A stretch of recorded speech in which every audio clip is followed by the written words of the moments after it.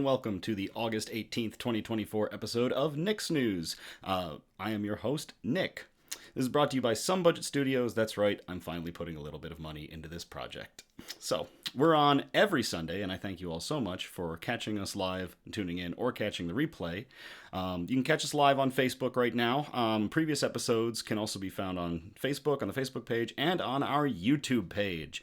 That's right, we have a YouTube page. We are still working on figuring out cross-platforming so that we are streaming both on Facebook and YouTube. I am actively working on this. Probably this week I'm going to have a tech test to test it out, so stay tuned. We will get there. This is a program dedicated to bringing good news to counter all of the bad news that we are bombarded with on a daily basis, with the hope of bringing a little bit of joy back into the world. Several of our articles are pulled from goodnewsnetwork.org, but we do appreciate the articles that are sent in by you, the viewers. So, the chat is already lighting me up, especially Sean, our resident derailer, commenting that we have finally started a broadcast on time, because I say that I'm going to start usually at 9 p.m. This time around, I started the countdown at 8:58, so we are starting on time, and my hope is to continue to do that week in and week out. So, News Brew! Get ready for the name on this one. I picked it up in Chicago when I was visiting friends. It is Nookie Conster Mosh. Nookie Conster Mosh. It is a 13% ABV high octane Imperial Stout, and it is brewed with cookies and cream flavor. It is apparently 1 pint of yummy. The description of this is insane. It is produced by Illuminated Brew Works out of Chicago. Their website is in the details. We don't need the Balisong bottle opener because it's a can, so let's get this sucker cracked open. And that blew the gain on my mic, so if I do that during YouTube, I've got to be careful, because apparently if you blow the gain on YouTube, it suddenly will restrict all of the volume for your stream, so I've got to keep an eye on that. We've got our triple mash Tiku glass instead of the snifter this time around. We'll go through the theatrics of a 5-minute pour.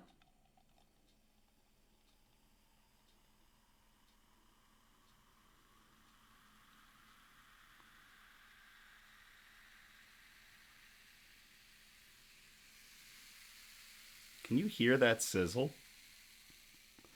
Oh boy.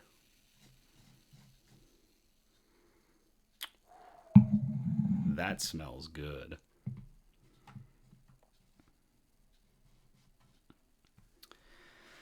Charlie in the chat just woke up from an unpredicted nap. Tim is joining us as well. It's great to see you both. So, all right.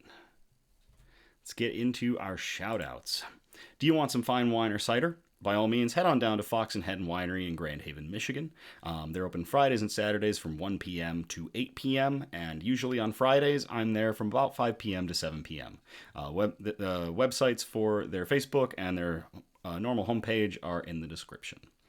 Our graphic artist Grayson, who's provided us with all of our graphics, our countdown page, our credits page, who has been helping me immensely with figuring out how to get OBS running properly, is sadly down with food poisoning. So we are wishing Grayson a speedy recovery. Grayson, get well soon. Cheers.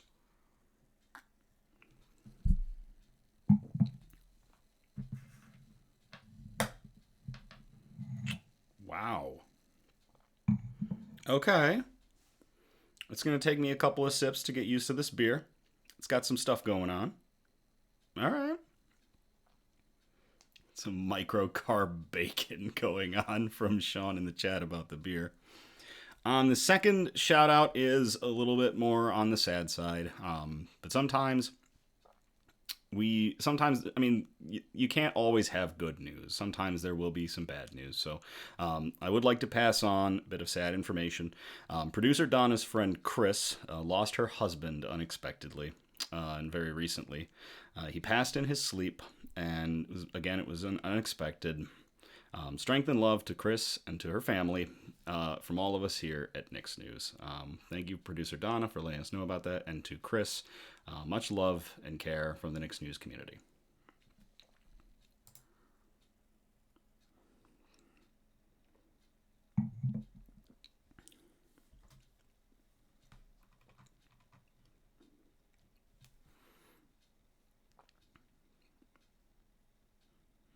News quote. Really like this one. Producer Donna actually got this one for me. And she got it off of a card from a support group. And I think it's a really cool quote. Don't worry that you aren't giving people what they want. Give them who you are, and let that be enough. So that is from... I am going to have to change that in post. It is from Brandon Sanderson, from the book Mistborn: The Well of Ascension. Brandon Sanderson is an American author of high fantasy and science fiction, and is best known for the Mistborn series. So again, that quote is: "Don't worry that you aren't giving people what they want. Give them who you are, and let that be enough." So to everybody out there, because I feel like that is something to live by, and to Brandon Sanderson and the Mistborn series, cheers.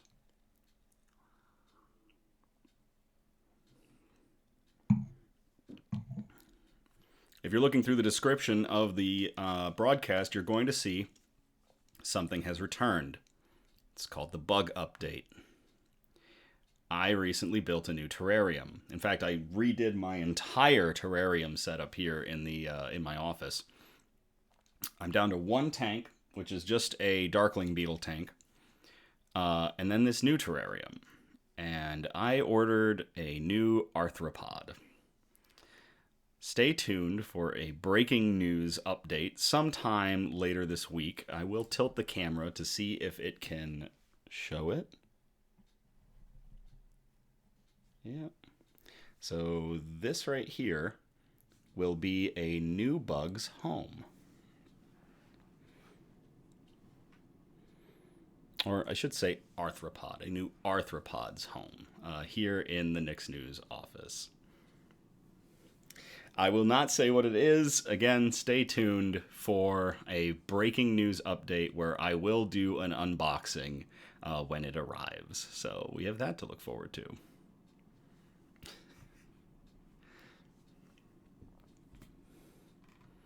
Okay, so with that, we can get into our good news. Our broadcast is broken up into 4 categories, and those categories are science and technology, health and medicine, flora and fauna, aka plants and animals, and wholesome notes, the really nice articles that we like to end on. So we are going to kick it off with science and technology, category 1. And this article comes from Cassidy. Thank you very much, Cassidy, for sending this in. I call it Renewables Are Heating Up. And I will copy and paste this into the chat if y'all want to read along.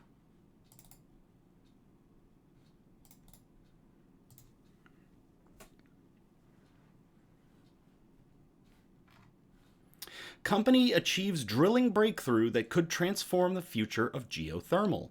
Uniquely positioned to meet this demand. This article came out on Tech Buying Advice on Yahoo Tech. It was posted on August 15th of 2024. Fervo Energy is expediting its underground heat extraction process, unlocking renewable geothermal power that could begin playing a greater role in electricity production in the United States. The latest drilling breakthrough has been making headlines, including in Renewable Energy Magazine and the Salt Lake Tribune, for shaving 70% off the time needed to complete a borehole. Geothermal accounts for just under 0.5% of total utility-scale power generation in the United States, per the government. But the latest news could help to greatly increase that statistic. In fact, subterranean heat is already powering Google data centers, Sequent reports. There's a lag spike? Chat is letting me know that there might have been a lag spike in our transmission. Just double checking to make sure it is not a continuing matter. Is anybody else seeing a spike at this point in the video?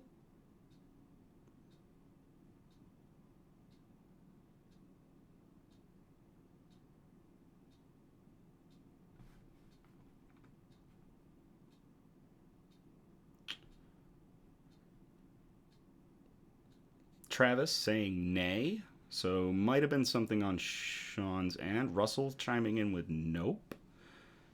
Sean hasn't seen anything else. Okay, we'll keep going then. And if it happens again, please let me know. Oops, there's something else I've got to close. I always forget to close a few background apps. There we go.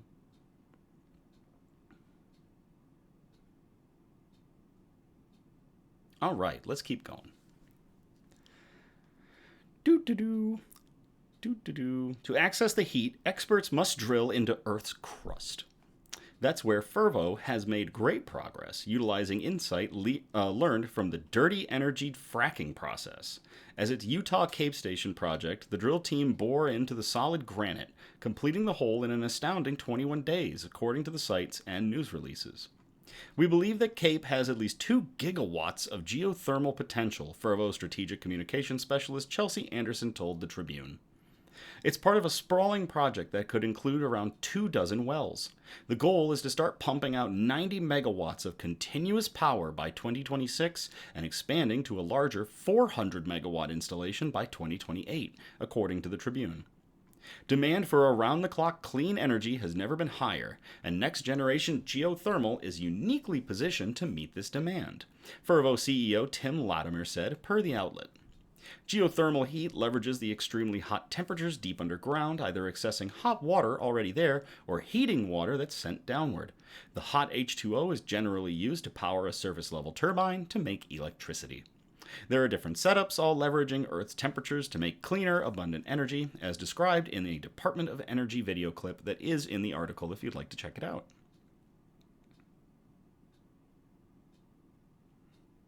Sean letting me know in the chat that he has sent me a shirt shot. I got him a shirt recently, and I've been waiting to see it. I will probably post it to Nick's News if I get permission from him. These are deeper projects than home-based systems, which are great options to help homeowners lower their energy bills for heating and cooling. Substantial tax breaks are available to cover up to 30% of the cost, depending on the timing. The government has high hopes for the tech, citing studies that state there's potential for 60 to 90 gigawatts of electricity generating capacity, more than 17,000 district heating systems, and up to 28 million geothermal heat pumps by 2050. That would provide an air pollution reduction on par with removing 26 million cars from roads, all per the Energy Department. And Sean is confirming I have permission, so at some point this week, a picture of Sean, one of our Nick's Newsies, wearing a really cool shirt will go up. Fervo's horizontal drilling technique, in part borrowed from the fossil industry, bores 8,000 feet deep before going 5,000 feet horizontally. Fracking opens up fissures in the hot rock, which water fills. It's heated and pumped back to the surface for use in a repeated process, per a Tribune explanation. Other projects are digging even deeper. Quays Energy from Massachusetts intends to drill 12 miles into the Earth to access super hot temperatures, bringing the energy to the surface to power turbines at defunct dirty energy plants. Fracking has long had opponents. Many of these concerns deal with water use and contamination specific to fossil-based projects. The Natural Resources Defense Council notes that it's hard to control how far fissures extend. There is the potential for them to reach natural fault lines or drinking water deposits, which can cause contamination. Fervo has hundreds of millions of dollars in financing, successful operations, and a demand for clean energy as an onus for its continued work, according to published reports. Its speedier drilling ability will only help to extend the sector. Faster and more reliable drilling will speed up delivery and cut costs for geothermal projects, Celine Law, a senior associate at the Clean Tech Group, told Renewable Energy magazine. So, that is interesting. Cassidy, thank you very much for sending in this article, and to Fervo Energy, working on finding new ways for renewable geothermal energy. Cheers.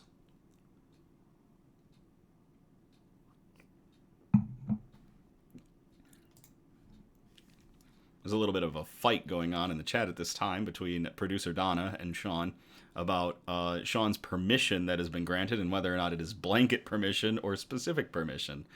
I am all for it. All right, so that's going to get us out of Category 1. We're going to move into Category 2, Health and Medicine. First article we've got comes from goodnewsnetwork.org. I called it Paging Protein Doctor DdrC. I will copy and paste this into the chat if y'all want to read along.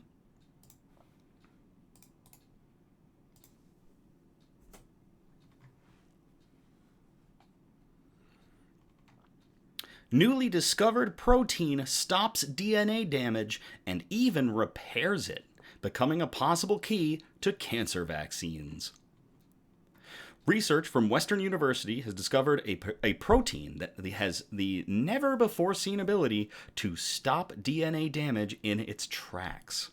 The finding could provide the foundation for developing everything from vaccines against cancer to crops that can withstand increasing drought.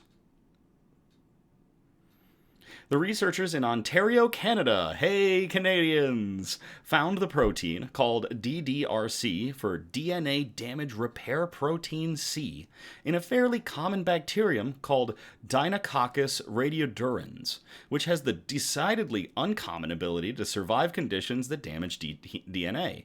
It can withstand 5,000 to 10,000 times the radiation that would kill a regular human cell.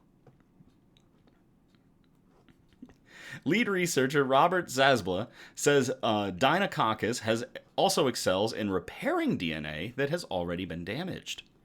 It's as if you had a player in the NFL who plays every game without a helmet or pads, says Zasbla, a grad student in Western's Department of Biochemistry. He'd end up with a concussion and multiple broken bones every single game, but then miraculously make a full recovery overnight in time for practice the next day. He and his colleagues discovered that DdrC is a key player in this repair process. Every cell has a DNA repair mechanism to fix damage. With a human cell, if there are any more than 2 breaks in the entire billion base pair genome, it can't fix itself and the cell dies, he said in a news release. But in the case of DdrC, this unique protein helps the cell to repair hundreds of broken DNA fragments into a coherent genome. Zasbla and his team used the most powerful X-ray source in the country, the Canadian light source at the University of Saskatchewan, to determine the 3D shape of the protein, from which they then worked backwards to better understand its superpower to neutralize DNA damage. They discovered that DdrC scans for breaks along the DNA chain, and when it detects one, it snaps shut like a mousetrap. This trapping action has 2 key functions. It neutralizes the DNA damage and prevents the break from getting damaged further. And it acts like a little molecular beacon. It tells the cell, hey, over here, there's damage. Come fix it.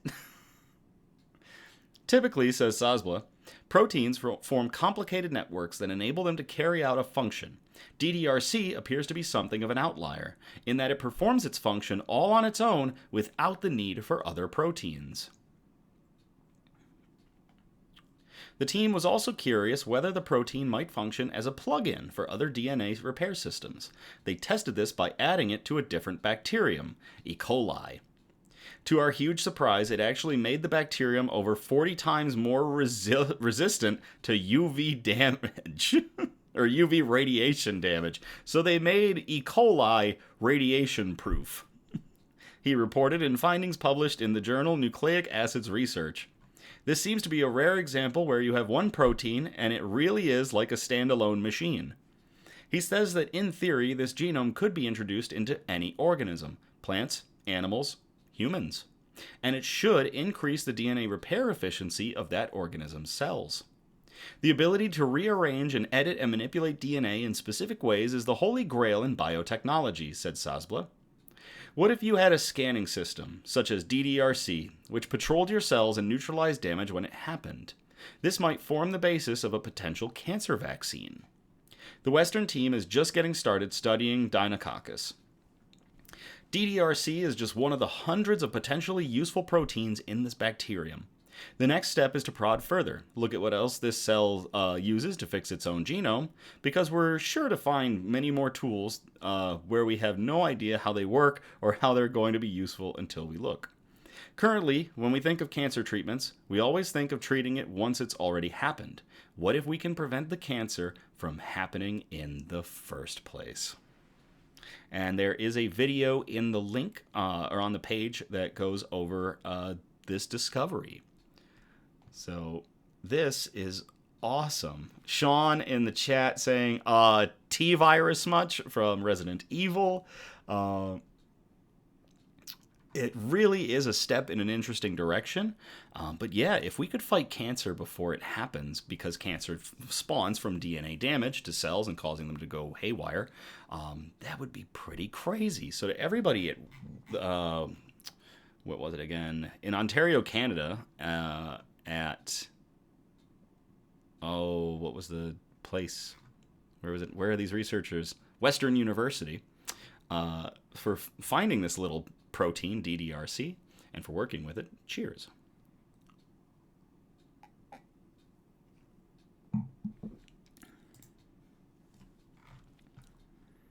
This next one was also sent in by Cassidy, so Cassidy, thank you very much. I called it 30 cc's of bleed-stopping hummus. I will copy and paste this into the chat if y'all want to read along. And this is a follow-up to an article we've done before. We actually had a news article way back, before I was even in this townhome, that was about this material and how quickly it was starting to go through testing and become a thing for potential use in the future. So this is really cool. This article is from Fast Company, and it was posted on the 15th of August, 2024. The FDA just cleared a new device that stops bleeding from gunshot wounds in seconds. As advanced as medicine is in some areas, when it comes to stopping bleeding, most solutions are decidedly old school, applying pressure and trying to absorb blood with powder or by packing wounds with gauze. Trauma Gel, which earned the Food and Drug Administration's medical device clearance on a Wednesday, could change how first responders address severe bleeding. Trauma Gel, which will launch later this year, is a 30 milliliter syringe of an algae and fungi-based hemostatic gel that's the color and texture of hummus. It can be applied directly into a wound, helping staunch bleeding within seconds. The FDA cleared its use for moderate to severe bleeding. Joe Landolina, founder of Brooklyn-based Cressalon, which makes Trauma Gel, says that in addition to stopping bleeding quickly, the product's flowable properties can improve the safety of treating something like a gunshot wound. Sean in the chat saying he's going to bring the naan chips. I wouldn't bring naan to this kind of party, but to each their own.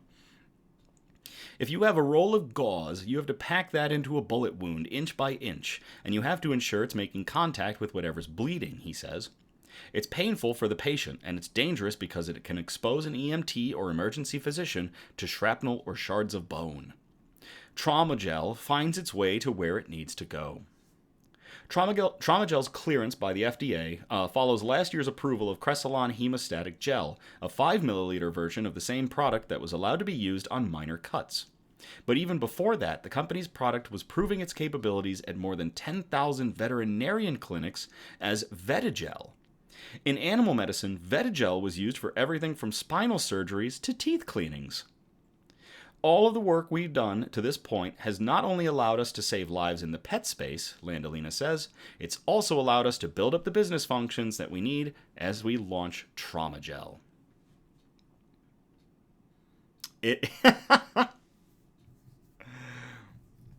So, Donna, if I remember right, there is either a solvent that can get put in that clears it up, or it actually clears up pretty easily. We'll keep going through this article, but I remember with the original Trauma Gel article, it was actually very easy to clear away to allow a surgeon access to the area. Russell in the chat shouts out that it is Halo Metagel, or yeah, it's basically the Metagel, the Metapacks from Halo, which is fantastic. And I think that was what my big thing was with the article back then, was it was a Metagel from Halo. Building out a solid base of veterinary customers allowed the company to scale in anticipation of Trauma Gel's approval for use in humans. The company now operates a 33,000 square foot biomanufacturing facility in Brooklyn's Industry City, which Landolina says will be able to meet Trauma Gel demand once the product launches later this year. The company has also built out a national sales team and forges partnerships with the animal health arms of major healthcare distributors.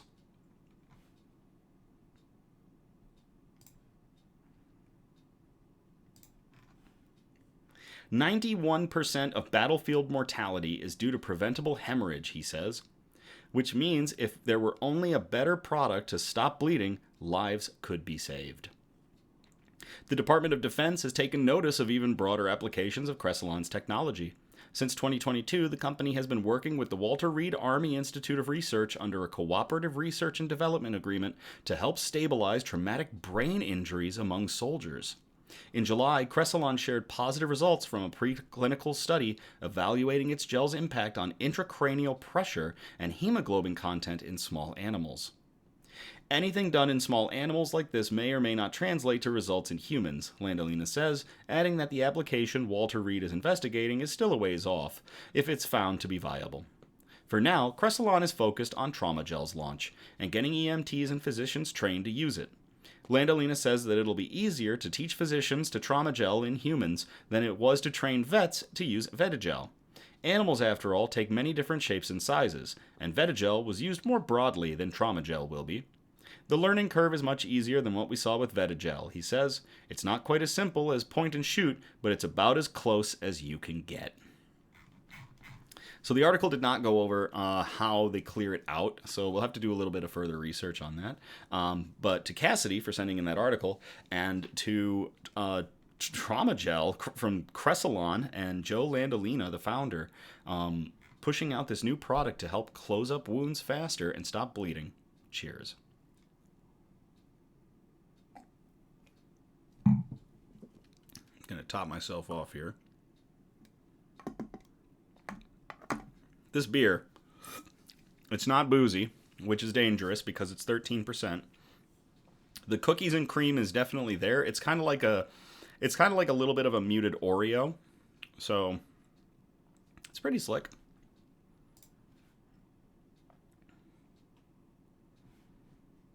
From Sean, depends if it's bioabsorbent or not. That is true. All right, so that's going to get us out of Category 2. We're going into Category 3, Flora and Fauna, a.k.a. plants and animals. I called this first one Behold the Baby Boom, and I actually got articles sent in from both Charlie and Kendra on this. So I have both linked in the description if you want to check those out. I'm going to copy and paste one of them into the chat if y'all want to read along.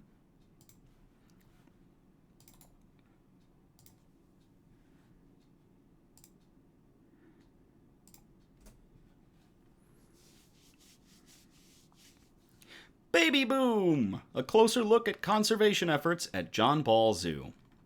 I reside in Grand Rapids, Michigan, where John Ball Zoo is located, so anytime we get good news about John Ball Zoo, I'm pretty happy for it. Especially John Ball Zoo's, their programs regarding conservation and successful raising of infant animals is really neat.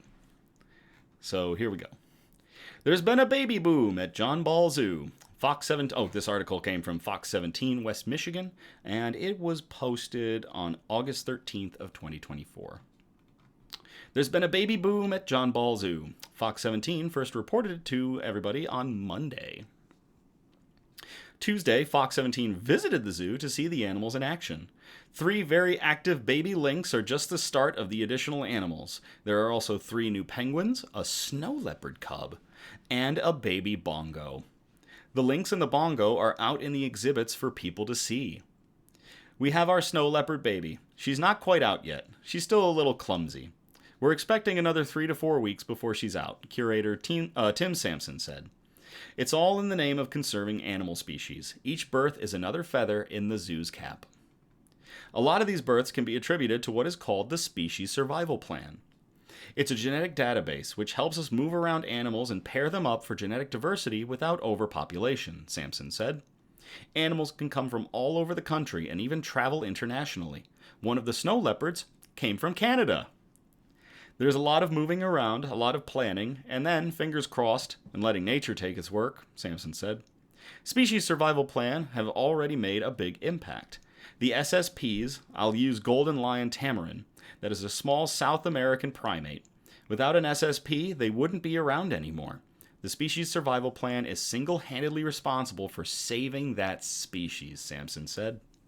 The zoo is trying to breed tigers and potentially pygmy hippos.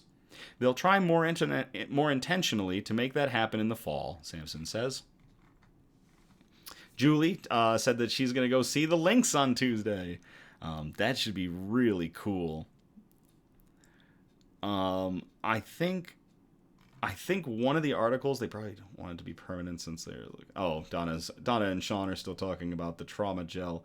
The article that Charlie sent named the lynx babies, and you know what? I'll tag us. I'll open that one up too over here, and we'll go through that one as well. So I'll paste this into the chat. Both of them were about the baby boom that was going on at the zoo, so that's why I went with both of them and just was going to read one, but we'll read both of them. You can see adorable lynx kittens at John Ball Zoo. The John Ball Zoo in Grand Rapids has been on a cuteness streak this summer. Earlier this year, John Ball Zoo introduced us to 2 new red pandas and named them Justin and Garnet.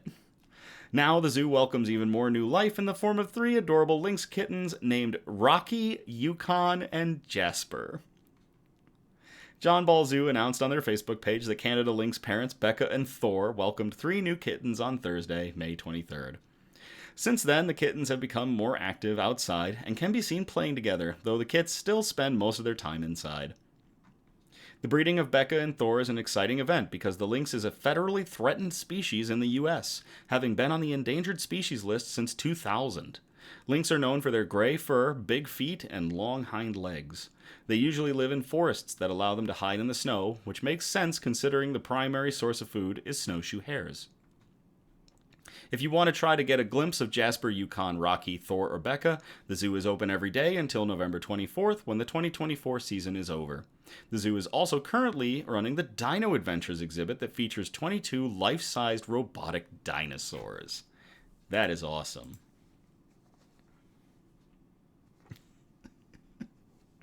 Lilith just joined the chat and shouted, "What did I walk into? Breeding in my Christian Minecraft server?" So, to Charlie and Kendra for sending in these articles, and to everybody at the John Ball Zoo and the species survival plans they have been setting up and running, which has given us so many newborns at John Ball, cheers.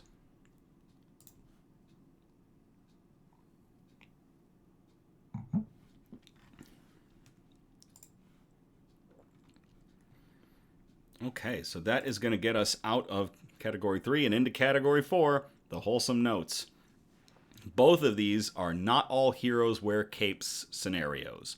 This first one comes from goodnewsnetwork.org. Again, first one, not all heroes wear capes. And I will copy and paste this into the chat if you all want to read along.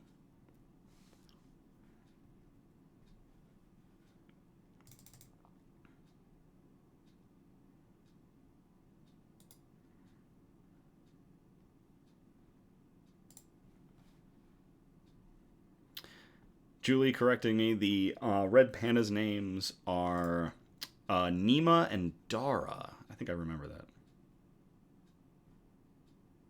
We're also noticing that we are 2 weeks in a row potentially without an obligatory cat article.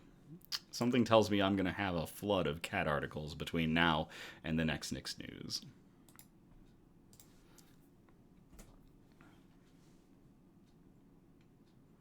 YouTuber rescues senior Great Pyrenees dog during cross-Canada canoe trip. This one was posted on goodnewsnetwork.org on...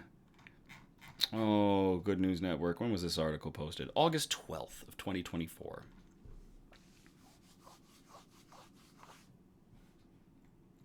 Dawa, not Dar. My bad. A Kiwi kayaker on a cross-country trip on Canada's creeks and rivers took a brief detour to rescue a man's dog who was trapped under a log. For all her strength, Ivy, a 14-year-old Great Pyrenees, had been wasted by the mud of a river in Manitoba, and after wandering too far beyond her owner's property, was trapped and couldn't escape. Ivy's fortitude had been sapped away by the heavy mud weighing down her fur, and with only enough energy to keep her head above water, Tom Hudson, a quite unlikely hero, found her just in time. Flying to BC from his home in New Zealand, Tom Hudson had crossed Canada as far as Manitoba near the Pas when he heard faint barking and decided to take a detour to investigate on the morning of July 29th. Unbeknownst to him, Ivy's owner had been looking for her all the previous day, but heavy brush prevented him from seeing or hearing the elderly pooch, who was stuck just under a quarter of a mile from her home. Hudson tied up his canoe, lifted the log off her back, and carried her through knee-deep mud before attempting to position her comfortably on the canoe. She'd never been afloat before, and Hudson, who was documenting his cross-country canoe quest on Instagram and YouTube, snapped a self-explanatory photo of Ivy's first impressions. She definitely looks like she is not having any fun. He paddled about 400 yards downstream and found a dock. He plopped the Pyrenees down and went to ring the doorbell, hoping whoever answered would be able to help. As it happened, they could.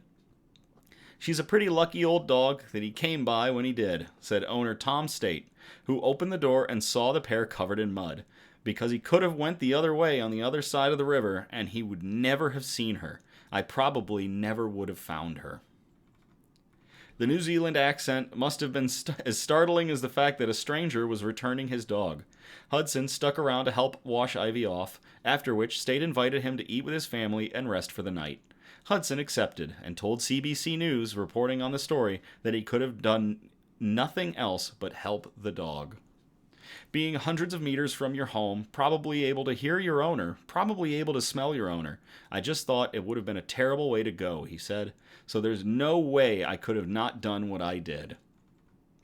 His time on the canoe ended before he could reach Montreal, but Hudson plans to return next spring to finish the voyage.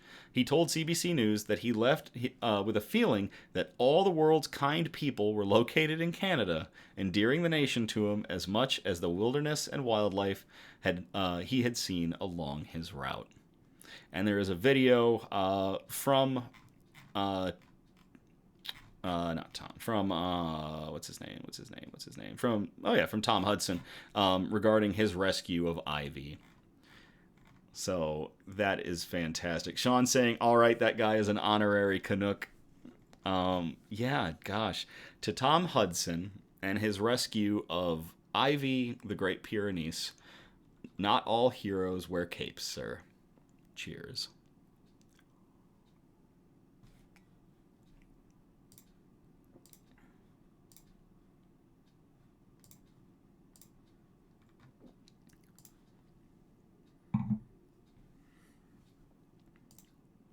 Ooh, wrong button. Okay.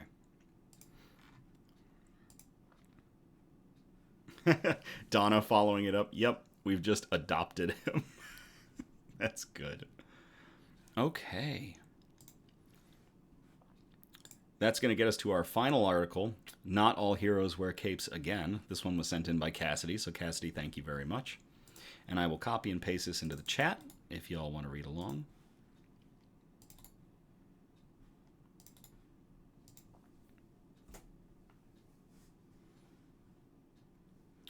Nonprofit started by Grand Haven Vet helps pair those in need with those wanting to help. This article came from 13 on Your Side, and it was from WZZM 13 News, and it was posted and updated on August 13th of 2024. One Grand Haven veteran is getting national recognition for continuing to serve our country beyond his duties with the military. His name is Dylan Nuttall, and he told 13 on Your Side, there's no limit to who you can help and how you can help. You just have to find a way to help, and to me, that was the Marine Corps and serving. Enlisting as soon as he could at the age of 17, Nuttall said he's always wanted to serve. I have a bunch of family that served in the military. That just stuck with me growing up, at a young age, just to serve something bigger than myself, he said. He served in a range of roles from aircraft rescue and firefighting to Marine security and guard duty, and then spent 4 years overseas. He retired after 8 years. Nuttall said, right after I went into carpentry school, which has led me into this next chapter of serving and helping in a different way. That's when he was introduced to the nonprofit world and realized his need to serve could continue. He started the nonprofit, The Forgotten Stewardship.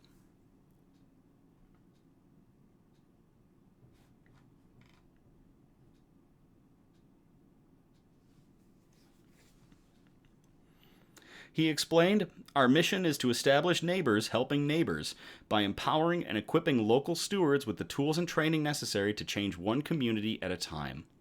The organization targets people from rural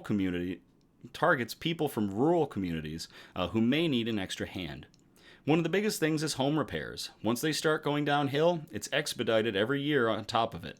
It compounds," said Nuttall. He's earned national recognition from the VFW Still Serving movement for connecting those who need help with those who can do the work. Nuttall said, "To those people who desire to make things better, to help everybody, no matter what the circumstance, people need help.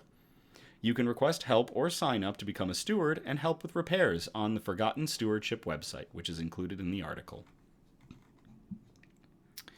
So to Cassidy for sending in that article, and to Dylan Nuttall for continuing to serve his community and others through his creation of the Forgotten Stewardship. Not all heroes wear capes, sir. Cheers.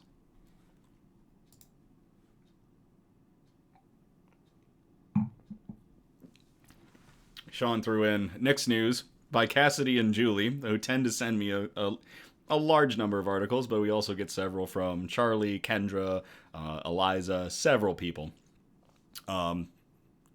Travis, Russell, lots of folks have been sending in good stuff. Mike.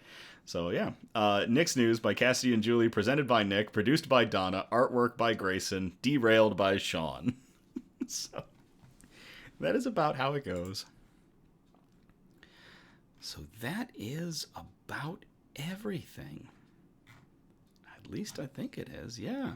Thank you all again for tuning in or catching the replay on the Knicks News Facebook page or the Knicks News YouTube page. Again, we're live every Sunday, and our next broadcast will be on August 25th of 2024. I encourage participation, so if you feel inclined, you can message or post suggestions for a news brew, for shout-outs, news quotes, and especially good news articles that we can present on future episodes. If possible, I do appreciate a variety of articles sent across our 4 categories, and those categories, again, are science and technology, health and medicine, flora and fauna, aka plants and animals, and wholesome notes, the really nice articles we like to end on. You can either message us here on Facebook, or you can email us at somebudgetstudios@gmail.com. Feel free to like, subscribe, or comment on our Facebook and YouTube videos to get good news and joy into the algorithm. We're still trying to figure it out, but there's something to the liking, subscribing, or commenting. I'm not going to tell you to do it. I do appreciate it if you feel so inclined, though. Thank you all so much.